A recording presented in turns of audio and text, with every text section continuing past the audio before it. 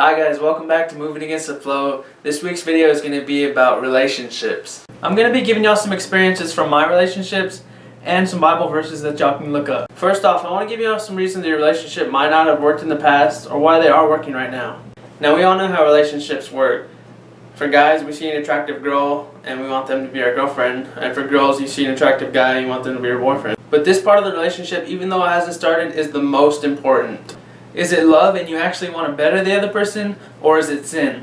So let's take the sin path. You see a beautiful girl and that's the only reason you want to date her. Okay, so maybe things go good and everything starts to work out. But notice there's no God in this equation. This is still you and her.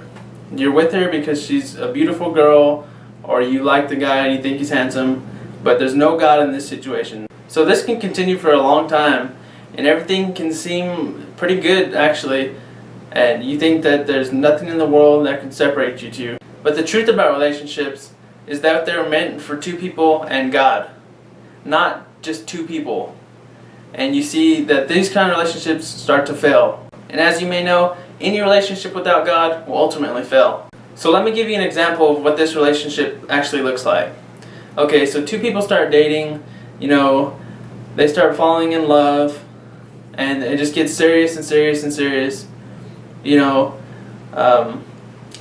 They have no basis on God, so they confide in each other to be the other person's rock. They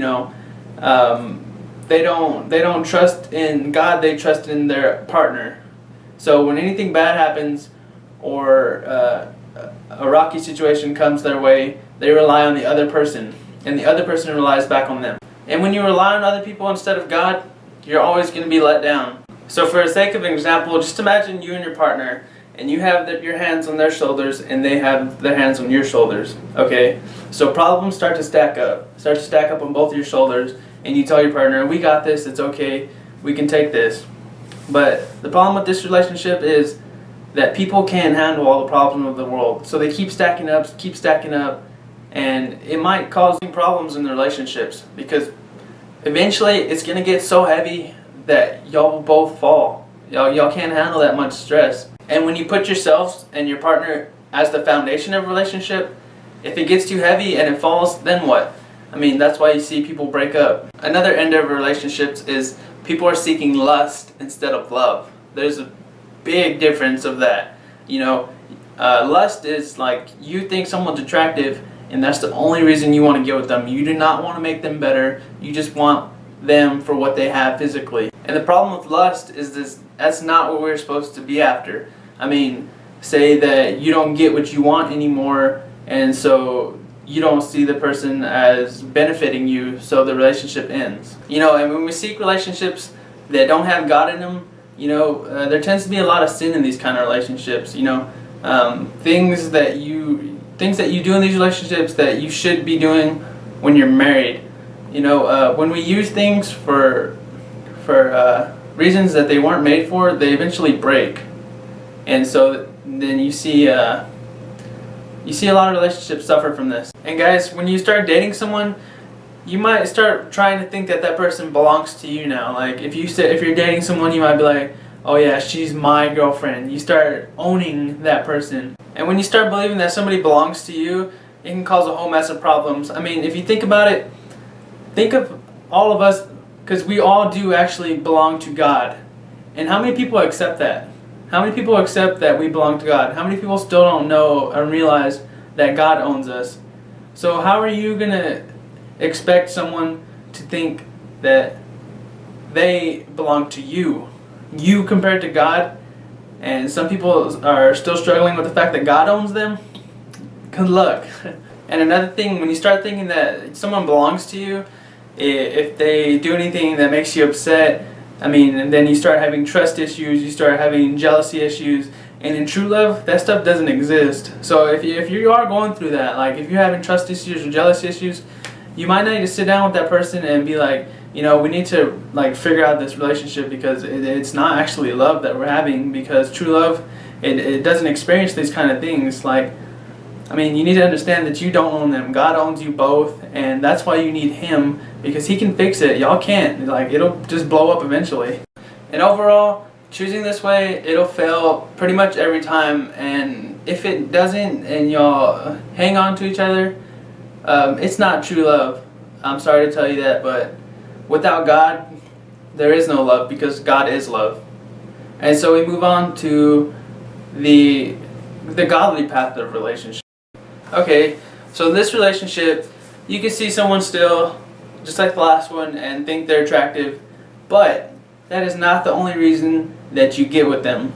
You have in mind that, you know, this person can be the one that I marry, and you have thoughts of bettering the person, not just going after their physical attractiveness. There's nothing wrong with thinking someone is attractive, but if that's the only thing that you're looking for, and that's the only thing on your mind, that ain't love. We should start trying to figure out what they're like inside, rather than just focusing on their outside.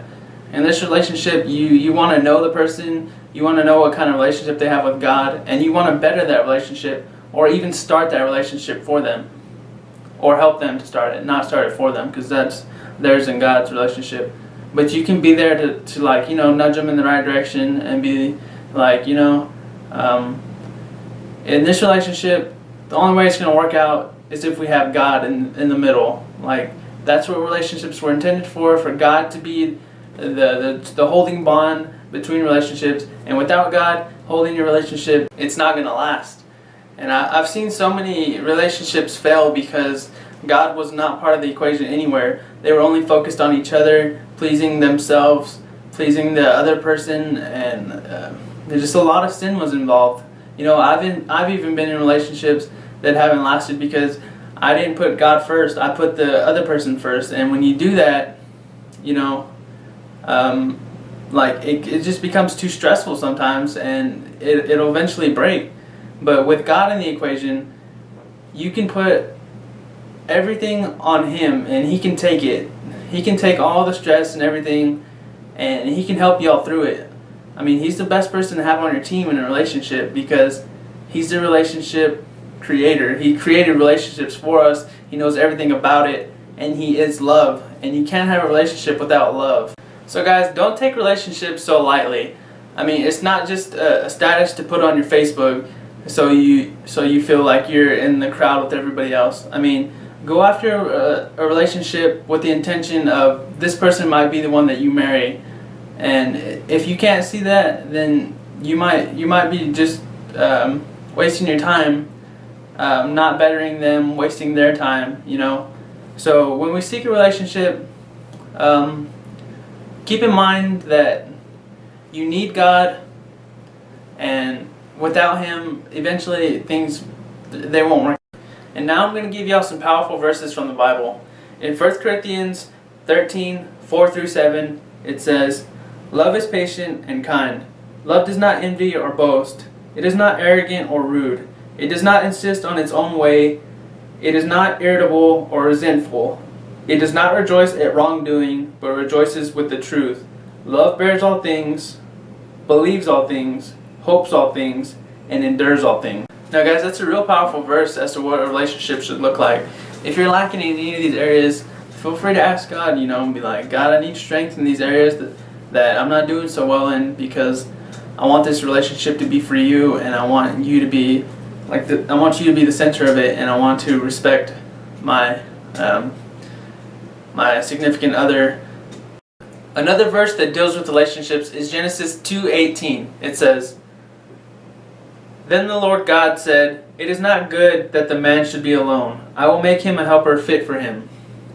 Now guys, it doesn't say, "I will make him a trophy that he can show off to all his friends and be like, yo, look what I got. Like, this girl's like so like beautiful or so hot, you know, whatever you want to say." No, it doesn't say that. It says a helper. You know, a helper means somebody that helps you, encourages, lifts you up. You know, they don't put you down. You know, in a relationship, you need to be a foundation for your partner, and they need to be a foundation for you, leading you and her to Christ. The last verse I'm going to tell y'all is Proverbs 31:10. "An excellent wife who can't find. She is far more precious than jewels." So guys, the look for your significant other might not be easy. It just said that it's harder to find than more like precious jewels. I mean, nobody said that's gonna be easy. You need to invest time. You need to invest, just love. You need to pour love into them. You just need to find out who they are and where they are with Christ. I mean, you can't just base relationships off of physicalness or how much fun you have together. I mean, that's all good. That's all good to add to a relationship, but if you base it on that, again, that's not God, and you can't have a relationship without God. I mean, it can last for a while, but I mean, you see a lot of relationships failing, a lot of marriages failing because God's not the center of them. So next time that you want a relationship, go out there, get to know someone, get to know them on a deeper level than just physical appearance. Most of us are just looking for that beautiful girl to marry. But you've got to start thinking differently. I mean, things aren't all about looks. Like, she can be beautiful, I'm not saying that, but you need to see her soul, and because someone who's going after the Lord is a very beautiful thing as well. And that's going to wrap it up for today. I hope this helped you in some way, and I hope you'll have a great rest of the week, and I'll see y'all again probably this weekend with another video. Peace.